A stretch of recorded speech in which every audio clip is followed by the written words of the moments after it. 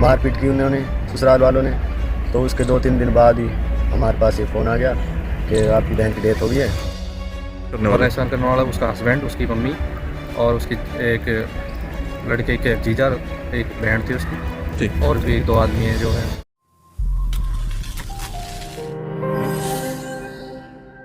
सोना सदर पुलिस थाने के अधीन आने वाले गांव भोगपुर में एक करीब 28 वर्षीय महिला ने फांसी के फंदे पर झूलकर अपनी जीवन लीला को समाप्त कर लिया।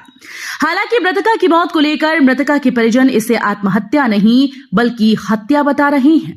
अगर मृतका के भाइयों की माने तो शादी के कुछ समय बाद से ही ससुराल पक्ष के लोग उनकी बहन उषा को दहेज के लिए प्रताड़ित ही नहीं करते थे बल्कि उसके साथ मारपीट भी करते थे। 3 दिन पहले भी ससुराल पक्ष के लोगों ने मृतका के ऊपर परिजनों से बात न करने के लिए दबाव बनाया था।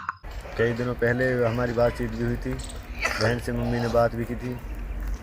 तो वो बहन से बात हुई तो बहन कहने लगी हमारे पास फ़ोन मत करना, हमारा घर बिगड़ जाएगा। वो ससुराल वाले उस पर दबाव डाल रहे थे, इसलिए तो मैं देखने गया तो उस पर वो थी नहीं घर, दूसरे घर गई थी। वहाँ गया तो मुझसे बात नहीं करी, उसने दबाव डाल रखा था उस पर। उसके बाद जो हुआ मारपीट की उन्होंने ससुराल वालों ने। तो उसके 2-3 दिन बाद ही हमारे पास ये फ़ोन आ गया कि आपकी बहन की डेथ हो गई है। तो हम गए तो वो बेड पे लेटी हुई थी, उसकी डेथ हुई। मतलब खुदकुशी तो है नहीं, किसी ने मारा है उसको, ऐसा तो नहीं है। 2-3 तो है, गले में इधर निशान है। फांसी लेती तो यहाँ से सीधा कान तक आता निशान, यहाँ पे निशान है सीधा जी। तो क्या मानते हैं किसने मारा है?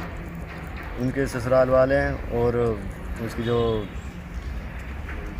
ननद है और वो उनका घर वाले हैं, उसकी सासू, इनका ही हाथ है। पुलिस की कार्रवाई? तो कार्रवाई तो हो रही है सर। हमको हमारे पास कॉल आया था 9:28 पे कि आपकी जो बहन है उषा, उसने फांसी खा ली। तो हम 5-10 मिनट के बाद उनके घर पहुँचे। तो जिस कंडीशन में हमने वो लड़की अपनी बहन देखी है, तो उसकी जो बॉडी थी वो बिल्कुल ऐसे रखी थी बेड पे सेफ, और जो उसका शरीर था बिल्कुल अकड़ा हुआ था जी। तो बॉडी को देख के ऐसा लग रहा था कम से कम 12-13 घंटा पहले उसकी हत्या हुई है। पैर होते हैं, पकड़ने के निशान मिले हैं, ज़बरदस्ती जैसे पकड़ा जाता है। और जो गले के रस्सी जो फांसी बता रहे हैं वो चुन्नी के निशान नहीं, किसी रस्सी का निशान है गले पे। शादी हुई है जी 7 साल पहले, और उस दिन से हमें 1-2 महीने तो कुछ नहीं, बाकी उसके बाद ये बोला जाता था लड़की को परेशान करते थे वो जी। किस तरीके से परेशान करते थे? बार बार टॉर्चर करना कि भाई तुमने दहेज नहीं दिया, हमें कम दिए, हमारे पास हम अमीर हैं, तुम गरीब हो। तो ये तो जो हमारे शुरू में हुआ था ऐसा कुछ बात नहीं थी, बाद में लड़के की डिमांड बढ़ती गई थी। ये कौन कौन लोग थे परेशान करने वाले? परेशान करने वाला उसका हस्बैंड, उसकी मम्मी और उसकी एक लड़के के जीजा, एक बहन थी उसकी जी, और भी 2 आदमी हैं जो है।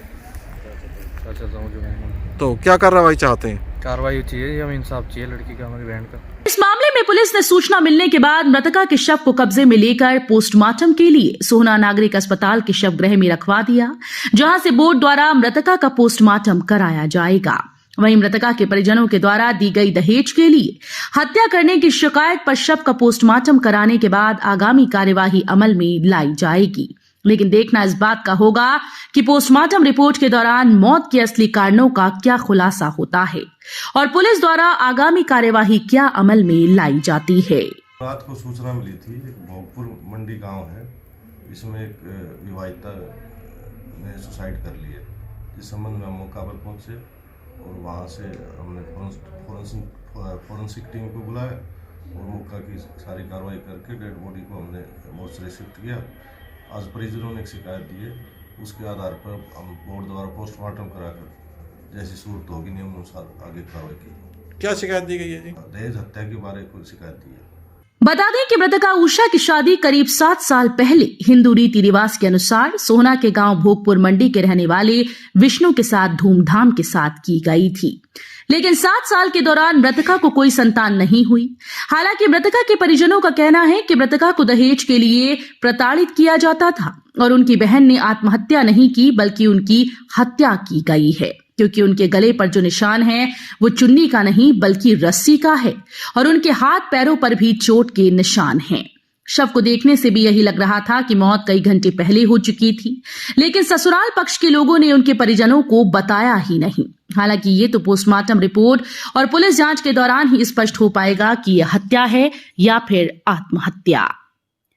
हरियाणा वरदान के लिए सोहना से संवाददाता विशाल राघव की। देश व प्रदेश की खबरों को सबसे पहले देखने के लिए हरियाणा वरदान चैनल को सब्सक्राइब करें, लाइक करें व शेयर करें।